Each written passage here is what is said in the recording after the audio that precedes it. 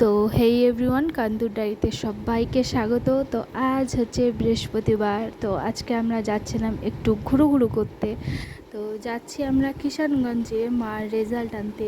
মা যেহেতু দক্ষতা পরীক্ষা দিয়েছিল, সেটার রেজাল্ট বেরোয় গেছিলো, তো সেটাই আনতে আমি, মা, ভাই, তনু সবাই মিলে গেছিলাম। তো যেহেতু একটু ঘোরাও হয়ে যাবে, আমাদের ওরকম ঘুরতে যাওয়ার কোনো প্ল্যান থাকে না, আর হয়ও না, সবাই ব্যস্ত। যাই হোক, একটা দিন আমরা পাই, সেই জন্যে তো সবাই মিলে চলে গেছিলাম ওখানে অফিসে। আর এই দেখো আমার মার রেজাল্ট। তো অফিসটার সামনেই ছিল মাঠ প্লাস স্কুল। এত সুন্দর মাঠটা বলার বাইরে, মানে হাওয়া দিচ্ছিলো, ওয়েদার তো ছিল খুবই সুন্দর। তো সামনেই যেহেতু পূজা হচ্ছে, তো আমরা সবাই মিলে চলে গেছিলাম একটু প্যান্ডেল দেখতে। প্যান্ডেলটা সত্যি বলতে খুবই সুন্দর হয়েছে একদম।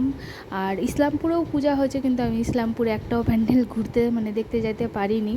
তো এখানে যেহেতু গেছিলাম, সেই জন্য ভাবলাম না, ভিতরটা ঘুরেই আসি। আর দেখো খুবই সুন্দর করছিল প্যান্ডেল।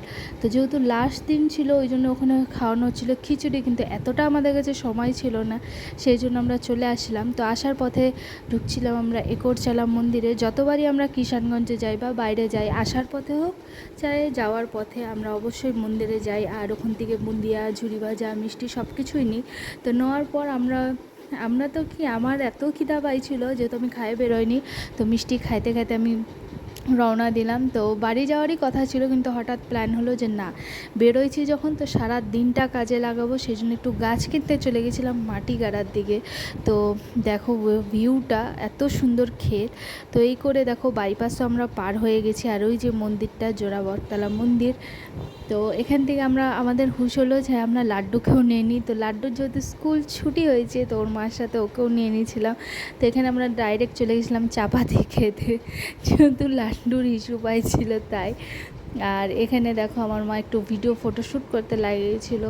তো আমরা ওখানে অনেক টাইমটাই স্পেন্ড করার পর ওখান থেকে বেরোয় আবার দেখো চলে আসছিলাম সেই গাছগুলোর দোকানে। এত ভ্যারাইটির গাছ যে বলার বাইরে, দেখেই মনটা জুড়াই গেল যে এত গাছ। আর এই পদ্ম ফুলগুলো দেখে তো আমার মন একদম, দাম করলাম, এমন দাম বললো, আমার কিডনি বেচেও আমি পদ্ম ফুল কিনতে পারবো না।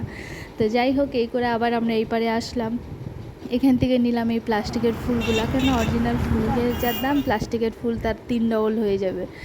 তো আসার পথে আমরা ঢুকছিলাম একটু আর্সেনালে বিরিয়ানি খেতে।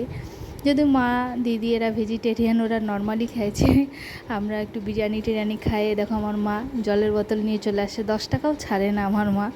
তো আসার পথে দেখো লাড্ডুদেরকে নামাই দেওয়া হয়ে গেছিলো। আর এই যে আমি বাড়ি চলে আসছি, টাটা।